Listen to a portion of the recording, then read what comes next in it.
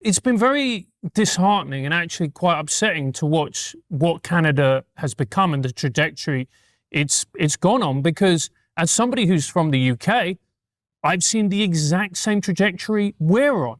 Why is this? Why are we on this trajectory? When to even the most basic of laymen, it seems like we're heading on a path of self-destruction. If you look at it, what it really comes down to is this. Oh, yeah. Gang, what's up? Aaron here, Canadian Looney. We've got Pierre Poilievre, who's doing podcasts now. He's on a European tour. Let's drop in. Let's take a peek. Pierre's one to watch. Poilievre, welcome to Trigonometry. Great to be with you. Thanks for having me. It's great to have you. You obviously you were very close to becoming the Prime Minister of Canada.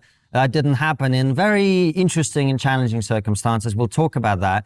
But it's great to have you. And the first thing we actually want to do is just to hear your perspective very broadly on what you see happening in the Western world geopolitically today. There's obviously a huge realignment going on. What do you see? What do you think? Well, listen, I think that the biggest phenomenon in the Western world over the last decade or two has been the total betrayal of the working class, the people who make stuff, fix stuff, move stuff, and build stuff.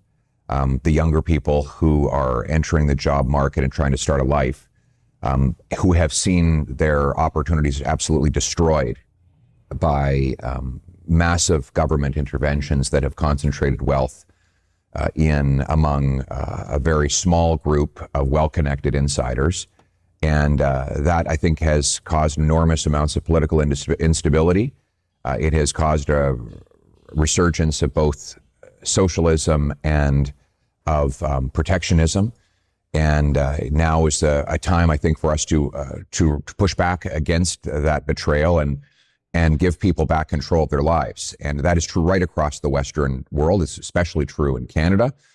We need to restore home ownership, bring back sound money, allow people to actually benefit from their hard work, and basically restore meritocracy, which was the very principle, the driving principle of Western economics for 2.5 centuries. So I think that's really the big question of whether or not the Western world is going to reinstate meritocratic free enterprise, or whether it's going to continue to concentrate undeserved benefits through state capitalism and big government.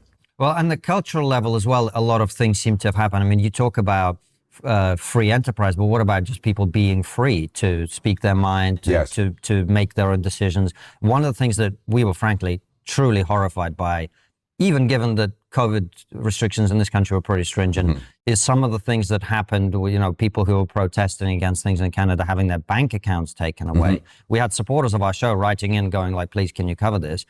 Is there something about Canada that the Canadian psyche that made you guys more susceptible to this? Is it just you had a particular leader at that time who was more authoritative? Like, what was that about? It was the government itself. It wasn't broadly the people. The truckers in question, they were just looking to be heard. Most of these people had never protested anything in their lives. Through the early COVID days, they were considered the heroes because they were literally driving on lonely highways across international borders, often for weeks away from their families in total isolation, bringing us the things to our homes that we could not live without. And then when the time came for them to be heard, the government robbed them of their liberties. And by the way, this is no longer a controversial view. I think it's the federal court now has ruled that the use of the Emergency Act to crack down on the protest was a violation of Canada's Charter of Rights and Freedoms. So it has even been accepted by the judiciary that was wrong.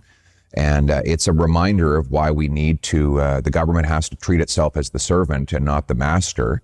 And we need to give a bigger voice to the working people of our country who, in this case, were simply looking for the right to speak, to the freedom of mobility and bodily autonomy. And you say, it wasn't the people, but we have to be honest, Pierre. I mean, Trudeau did get reelected. Not after that. No, he was basically, he had to leave office, extremely unpopular. So he did not get reelected after the use of the Emergency Act against the truckers. Oh, right, but he did. Yeah. But I was saying that he did get reelected shortly after the COVID measures and everything like that. So it's not as if it was totally against the will of the people, is my point. Yeah, I wouldn't attribute it to that. I think the Canadian people value their freedoms, and I was very outspoken in favor of individual freedom, not just on the issue of the pandemic, but more broadly on economics, and won a lot of support, so much so that... Hit that like, guys. Smash the subscribe if you're enjoying this video. Pierre Poilievre is interesting, I think. Let's get back to it. The Liberal Party later then claimed that it was going to adopt many of my policies. So I think the agenda of giving people more freedom, economic freedom through lower taxes, unlocking home ownership and energy and resource development, or personal freedom by letting people speak their minds and have freedom of speech, even when it's politically incorrect. I actually think that agenda is very popular in Canada and around the world, and that's why I've stayed true to it. Because it's been... Well, that's not why I've stayed true to it. It's one of it makes it easier for me to stay true to it. Sorry. Fair enough. But yeah. It's been very disheartening and actually quite upsetting to watch what Canada has become and the trajectory it's gone on, because as somebody who's from the UK, I've seen the exact same trajectory we're on. And I look at Europe and the same thing is happening in Europe. And you're kind of thinking to yourself, why is this? Why are we on this trajectory? Yeah. When to even the most basic of laymen, it seems like we're heading on a path of self-destruction.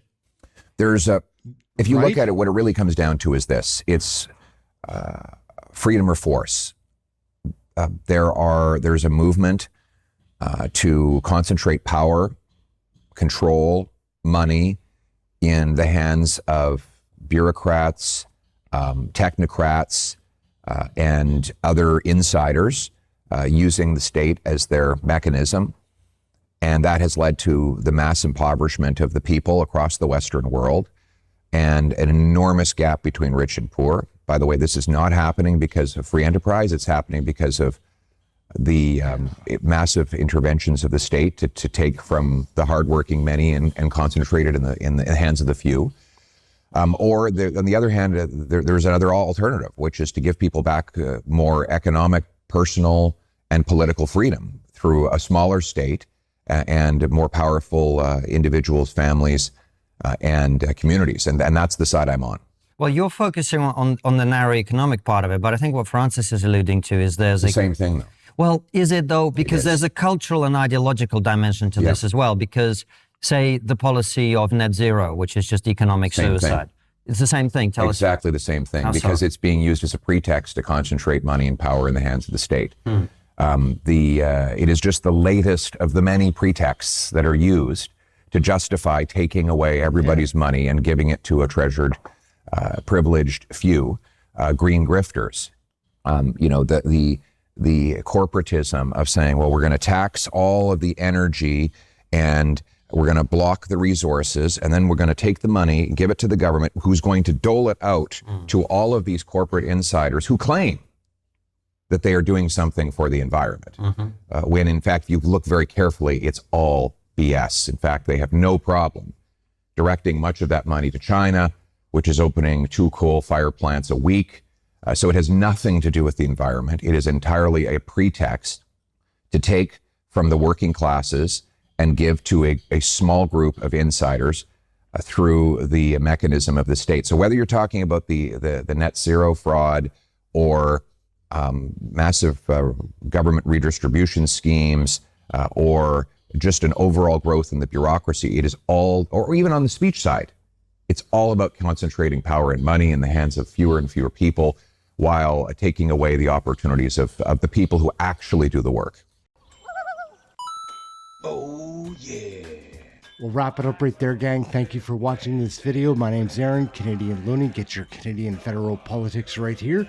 Why doesn't Pierre Poilievre do more podcasts? Well, anyhow, he's probably going to after this one. We'll check you out in the next video. Thanks for watching this one. Ciao for now. We're out.